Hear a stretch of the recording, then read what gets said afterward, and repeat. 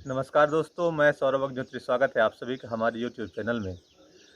जैसा कि हमने पिछले वीडियोज़ में बात की थी हिमालय के बारे में, और मैंने बताया था हिमालय का जो प्रादेशिक विवरण था उसको मैंने टुकड़े-टुकड़े में बताया था कि कैसे हिमालय का प्रादेशिक विभाजन किया गया है, या पर्वतीय जो क्षेत्र है हिमालय का उसका प्रादेशिक तरीके से किस तरह विभाजित किया गया है। उसके अंतर्गत मैंने ये बताया था कि कैसे सिंधु नदी से लेकर के ब्रह्मपुत्र नदी के जो बीच का क्षेत्र होता है वो कहलाता है हिमालयन क्षेत्र का प्रादेशिक विभाजन किया था भारतीय क्षेत्र के आधार पर अगर बात करें तो हमने ये बताया था कि अगर हम बात करें कश्मीर क्षेत्र से, यानी हम बात करें सिंधु नदी की तरफ से, तो हमको ये ध्यान देना ज़रूरी है कि सबसे इधर साइड का जो क्षेत्र होता है, तो अगर हम पश्चिम से पूर्व की तरफ चलें तो सबसे पहले आपका आएगा पंजाब हिमालय या कश्मीर हिमालय, उसको हम कह सकते हैं। उसके बाद आपका कुमाऊँ हिमालय, उसके बाद आपका आएगा नेपाल हिमालय, और उसके बाद आपका लास्ट में आएगा असम हिमालय।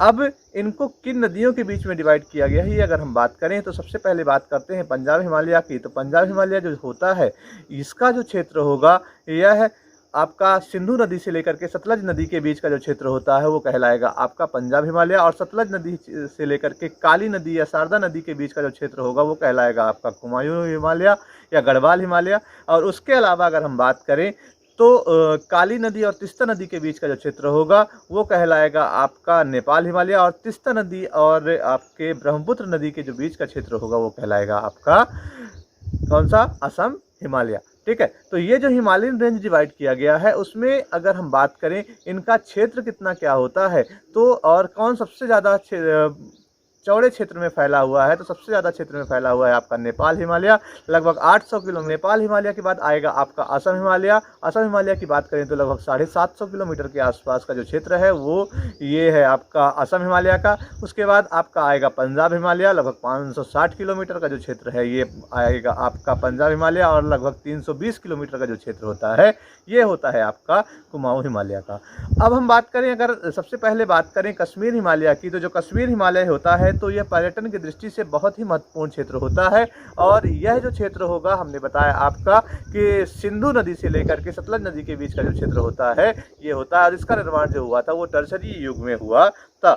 और इसका जो विस्तार होता है तो ये मुख्यतः जम्मू कश्मीर राज्य में फैला हुआ है, और कुछ क्षेत्र इसका हिमाचल में भी फैला हुआ है। और यहाँ पर अगर हम बात करें तो बुरजेल, बनिहाल, जोजिला आदि दर्रे यहाँ पर मिलते हैं। और यहाँ पर जो बात करें हिमालय के क्षेत्र की, तो हिमालय जो है यहाँ मुख्यतः आपको 3 रेंज मिलेंगे यहाँ पे, जिसको हम महान हिमालय, उसके अलावा लघु हिमालय और आपका शिवालिक क्षेत्र में भी बटा हुआ है। ठीक है, उसके अलावा अगर हम बात करें तो आपका जो ये कश्मीर हिमालय है तो यहाँ पर जो सबसे ऊंची चोटी है ये है K2 गाडविन आस्टिन।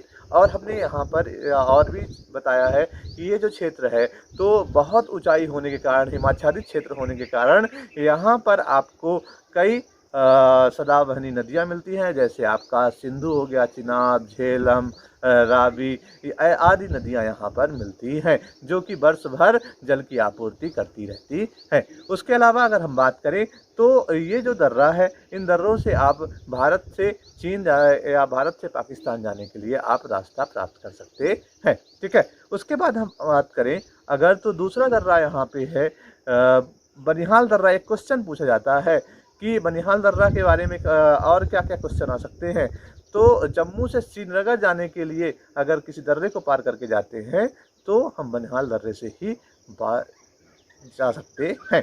उसके बाद बात करें कि आपका जो दूसरा है तो कुमाऊँ हिमालय, जिसको हम गढ़वाल हिमालय भी कहते हैं। तो कुमाऊँ हिमालय या गढ़वाल हिमालय की अगर हम बात करें तो इसका जो क्षेत्र होता है मुख्यतः उत्तराखंड में फैला हुआ है। इसका निर्माण टर्शरी युग में हुआ है। यह शारदा नदी अर्थात काली नदी और सतलज नदी के बीच का जो क्षेत्र होता है यह कहलाता है।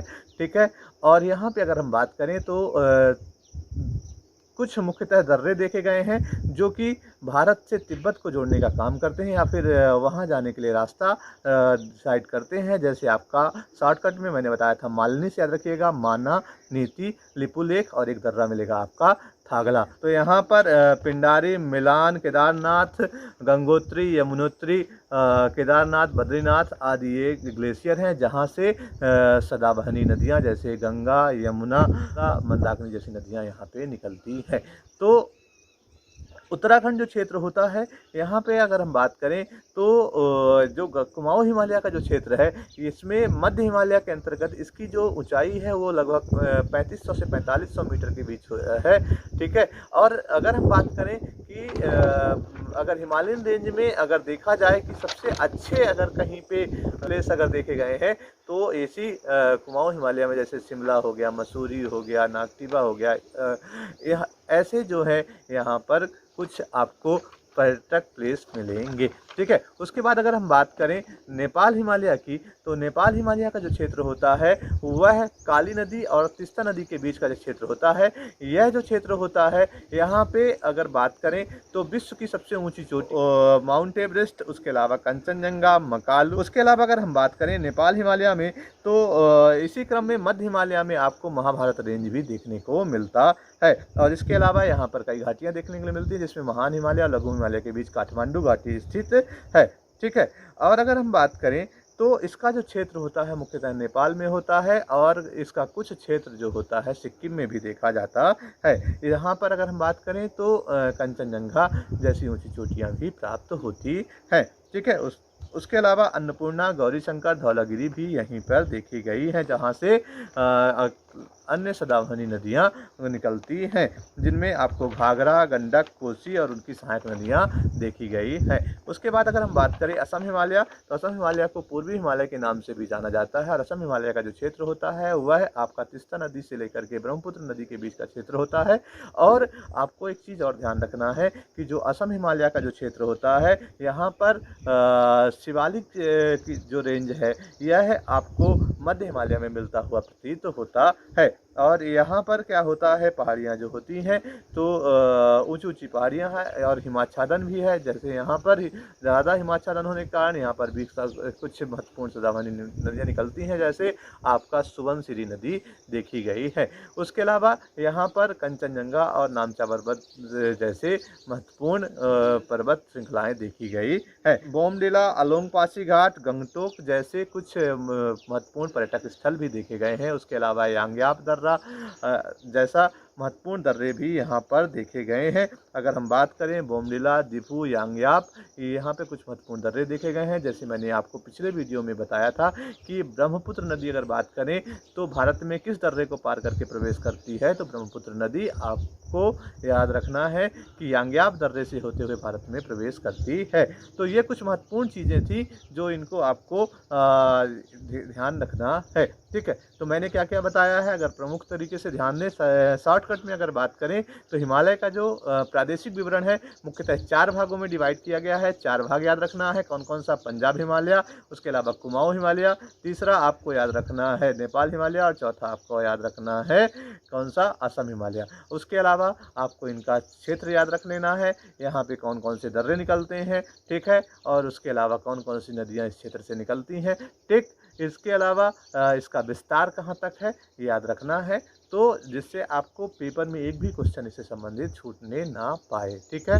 तो मैंने इसको अलग अलग करके अलग अलग, जैसे मैंने पंजाब हिमालय का अलग वीडियो बनाया है, आपका कश्मीर हिमालय का अलग वीडियो बनाया है, अर्थात हमने आपको पंजाब हिमालय अर्थात कश्मीर हिमालय का एक अलग वीडियो बनाया है। उसके अलावा हमने कुमाऊँ हिमालय का अलग वीडियो बनाया है, हमने आपका असम हिमालय का अलग वीडियो बनाया और नेपाल हिमालय का अलग वीडियो बनाया है। और उन्हीं को जोड़ करके आज मैं ये आपको ये छोटा सा एक शॉर्टकट में वीडियो बना रहा हूँ, इसको आप अच्छे से पढ़ लीजिए और सुन लीजिए। हो सकता है उससे जो चीज़ें छूट गई हो तो उसको वो सारी चीज़ें आपको इस वीडियो में प्राप्त हो जाएँ, ठीक है।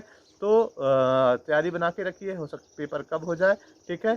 ध्यान रखिएगा अपना, कोरोना के टाइम पे बचिएगा और ख्याल रखिएगा अपना, स्वस्थ रहिए। धन्यवाद।